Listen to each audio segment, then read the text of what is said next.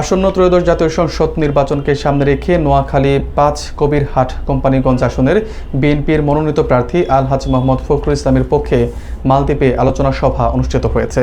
কবিরহাট ও কোম্পানীগঞ্জ এলাকার প্রবাসীদের উদ্যোগে মালদ্বীপের তিশাফুসি আইল্যান্ডে এ সভার আয়োজন করা হয়।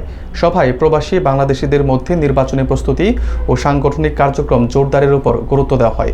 অনুষ্ঠানে বিএনপি ও অঙ্গ সংগঠনের নেতাকর্মী সহ বিপুল সংখ্যক প্রবাসী উপস্থিত ছিলেন। মোহাম্মদ আলামিনের প্রতিবেদনে থাকছে বিস্তারিত।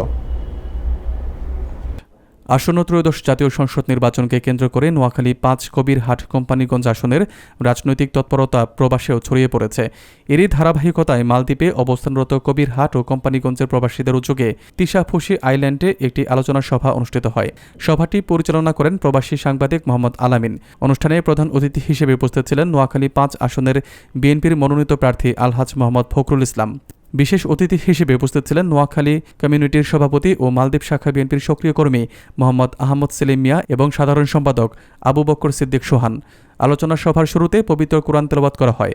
পরে মরহুমা সাবেক প্রধানমন্ত্রী বেগম খালেদা জিয়ার রুহের মাগফিরাত কামনা করে বিশেষ মোনাজাত পরিচালিত হয়। সভায় বক্তারা আসন্ন নির্বাচনকে সামনে রেখে প্রবাসীদের ঐক্যবদ্ধ ভূমিকার গুরুত্ব তুলে ধরেন এবং দলীয় কার্যক্রম আরও সুসংগঠিত করার উপর জোর দেন। পাশাপাশি দেশ ও দলের বর্তমান রাজনৈতিক পরিস্থিতি নিয়ে আলোচনা করা হয়।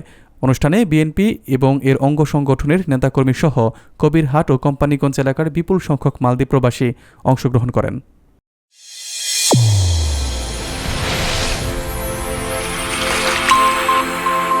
চ্যানেল A1 হৃদয়ের স্পন্দন।